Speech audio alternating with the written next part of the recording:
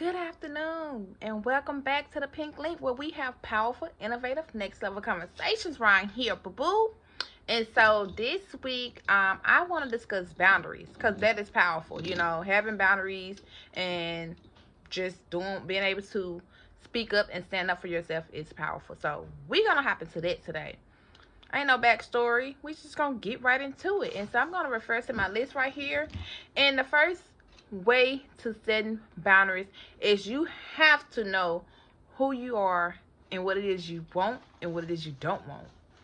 So when you know those things, that's the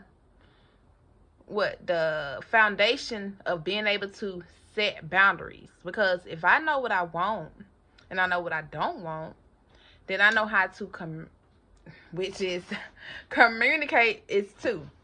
Communicate effectively what it is, I am not going to stand for or what I'm not going to tolerate.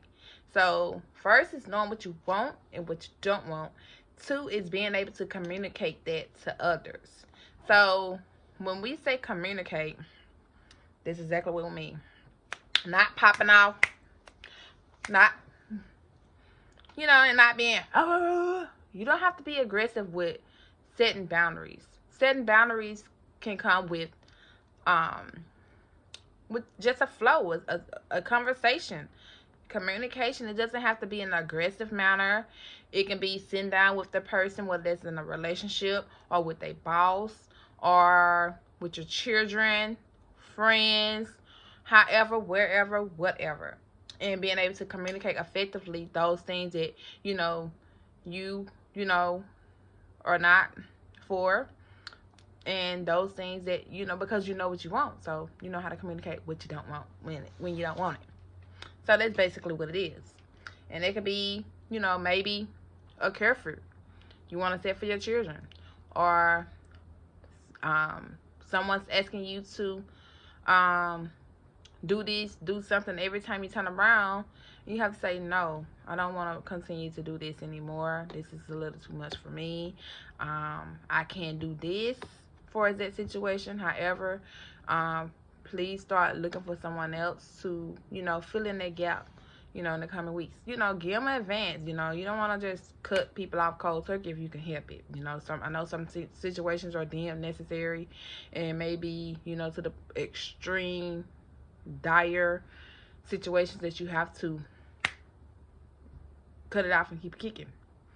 And so third, be consistent on what it is you're stating and saying. So if you're setting boundaries with someone, you also want to be consistent. If you told someone you're not, for something, and they continue to try to push it on you, and you express to them your boundaries around that situation, then it's going to take for you to be consistent with, not just letting that thing go and saying, okay, yeah, I can do this. Or, you have to push back and stand up for yourself. Speak up for yourself. You're setting boundaries. So you got to put on them big girl panties and get to going with the boundaries, boo-boo. And so fourth, don't be afraid to say no. Basically following up. Can't be a yes ma'am, yes man, yes girl, or yes to everything, because that's not good for you. And so if it's not good for you in the end of the day, because you're overwhelmed. So what service can you be to people if you're saying yes to everything and you're not setting the boundaries? And when we say yes to everything and become this people pleaser, you have to resort and think and evaluate that. So resort back to what happened. What make you feel you need to please people all the time?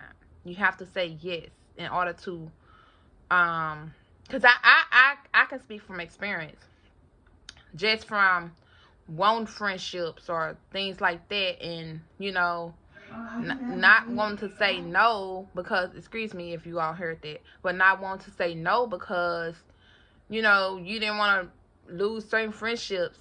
However, I mean,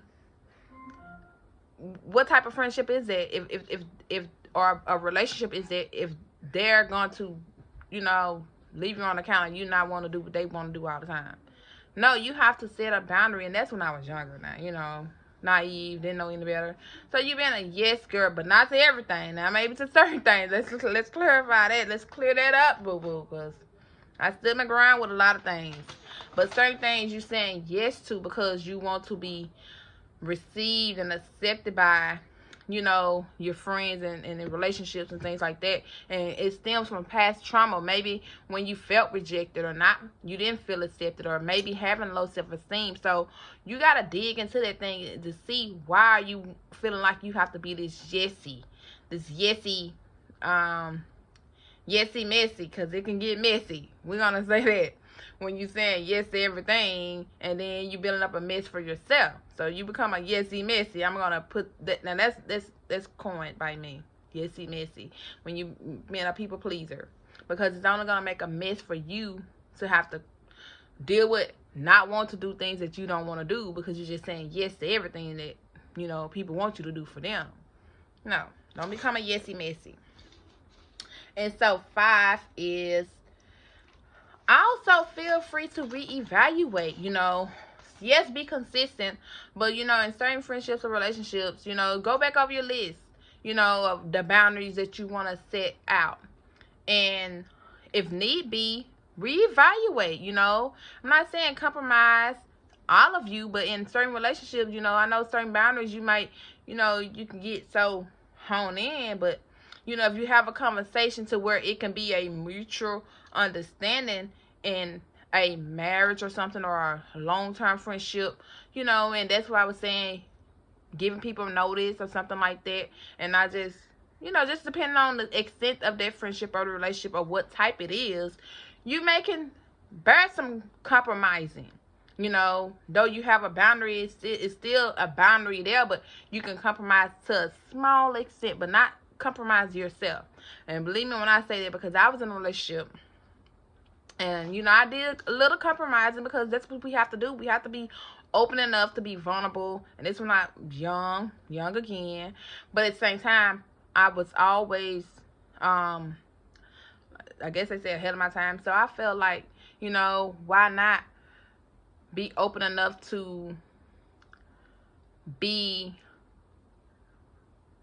open-minded, you know. And so I would compromise to be able to get along, but not compromise when I found myself feel like every time you want me to compromise, then that's a boundary I draw, because I'm not going to keep compromising all of me for you to make me who you want me to be when I know who I am.